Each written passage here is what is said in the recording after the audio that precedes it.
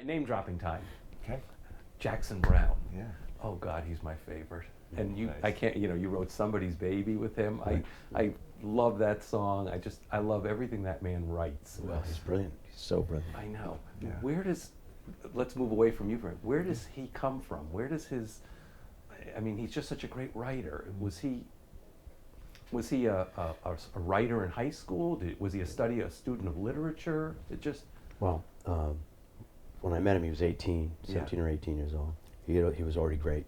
He was already writing songs like an old man. Oh, yeah. Writing songs like he'd had a lifetime of experience. Didn't he write These Days when Yes, he was like very young. 16 That's or something? correct, yes. Yeah. So he just had it.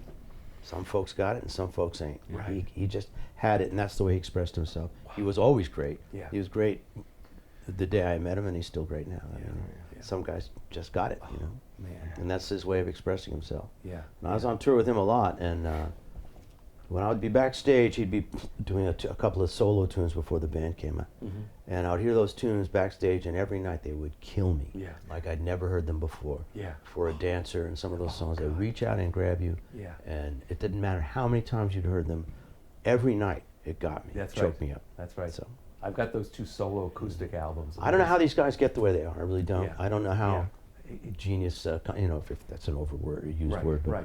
I don't know how guys get like that. Yeah. But they just do. Right. Oh yeah, yeah. And What's it like? It sets the bar. That's you know, right.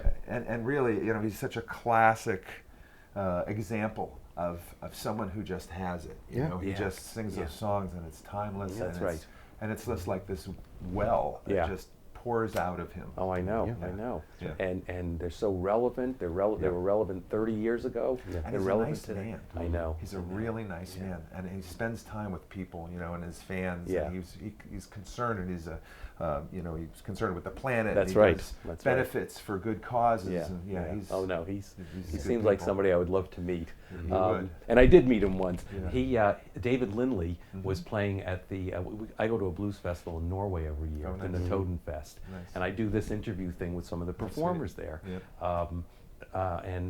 David Lindley was doing a solo gig, and the guy who books the festival, Ed Murphy, I don't know, if Ed used to be in music in the 60s and whatever. Anyway, Ed comes up to me and he whispers and he goes, Jackson Browne will be here tonight.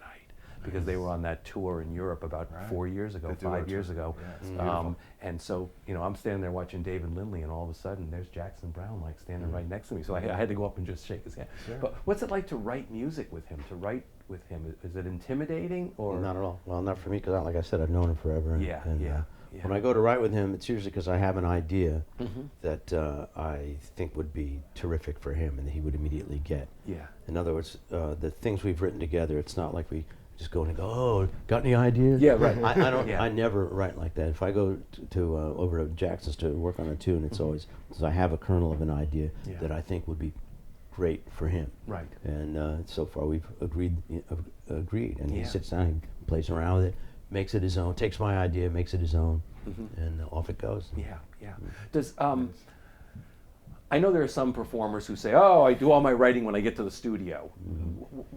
Do you guys? Is that your pattern? Do you write only when the pressure's on and you're in the studio, or you constantly have your filters open as writers? Well, I would say you I always mean, have to have your filters yeah. on. In other words, you always have to be open to ideas, and you can't, But it happens every which way. And the answer to that question is it happens all those different ways. Sometimes you're alone. Sometimes you're in the studio. Sometimes you're prepared. Sometimes you're unprepared. Yeah. Every way it can happen, it happens. Yeah. And I have a brand new record that that it's 12 songs that I recorded in the Oregon caves.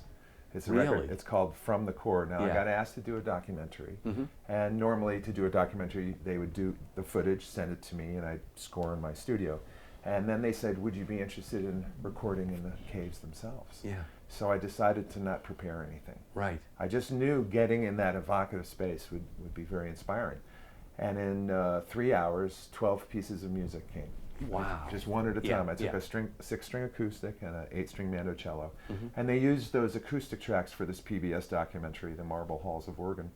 And they contacted me shortly after, and they said, this music's really beautiful. Would you be interested in putting this out as a CD? So, in all honesty, Art, I've been wanting to do a CD forever. Yeah. And it's been daunting to me. What music does Jeff Pevar put out to the world? I've Right. had a chance to play with some of the greatest Sure. musicians.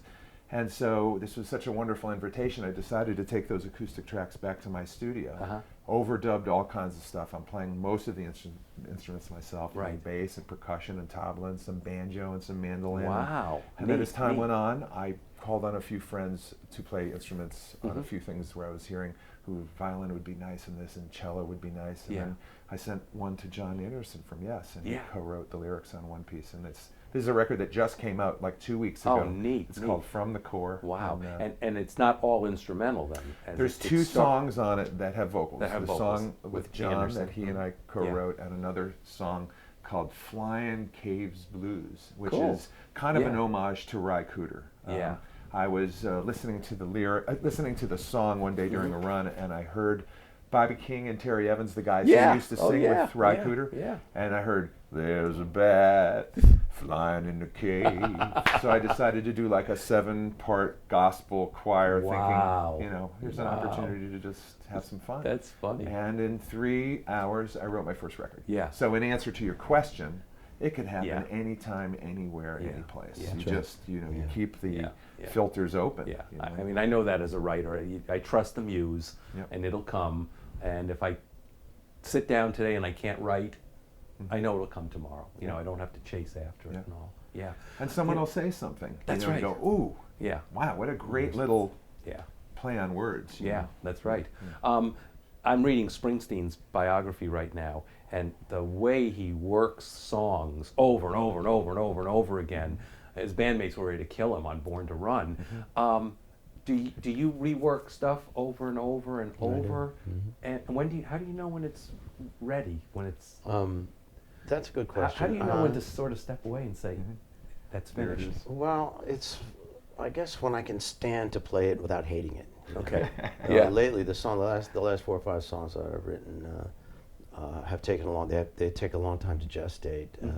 I start them with an idea, then I start writing the lyrics, then I rewrite the lyrics. Okay. Rewrite them again, change some stuff around, change the key back, try some tempos and different things, and keep just screwing around with them. Yeah. And I don't know. That's a funny thing because some of the tunes we're doing, for instance, of mine that we're doing, that Jeff and I do in the set, Right. were completely different when I wrote them to the way they sound now. Yeah. And I'll give you an example. I have a song called Machine Gun Kelly. It was recorded by James Taylor. Right. Yeah. And when I wrote the song, so I wrote it, but I never could figure out how the band should play it. James did it. He did it in an acoustic fashion, Yeah, and yeah. immediately made it great. Right. In his version, which is wonderful. And I could never figure out how to play it until I started to listen to Bob Marley. I started to listen to reggae. Right. When the first wave of reggae hit America. Yeah. And when I heard Jimmy Cliff and Bob Marley, I said, "Oh, it's a reggae tune." And now that's how we played it, and that's how it should have been. So it wasn't written as a reggae tune, but it is. Yeah. And yeah. that's how we It sort of play evolved it now. into that. Yeah. That's Well, we pretty- play it with that flavor. Yeah. Yeah. And then you never know, like 2 years from now, you may Could want be to do it something as samba or Yeah, whatever, right. Yeah, But, it might change or morph into something else. Yeah. But that's one of the wonderful things about not only being a songwriter, but being a musician who is influenced by lots of styles.